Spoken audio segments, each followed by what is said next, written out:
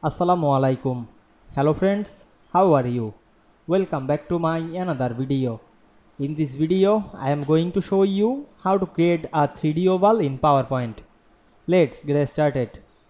At first, you have to open a PowerPoint presentation. Now you want to create a 3D oval. At first, go to the home menu. Select the new slide option and create a blank slide. Then go to the insert menu and choose shape option. Now you can see here mini shape. Now I am select the oval shape, then draw the oval. Then we want to make the oval 3D, select the shape and go to the format menu and choose the shape is effect option and select the preset. Now I am select the preset 9. You can make the preset 10 or 11 or 12. Now I am select the preset 9.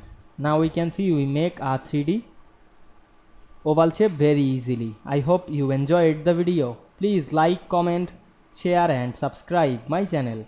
Thanks for watching.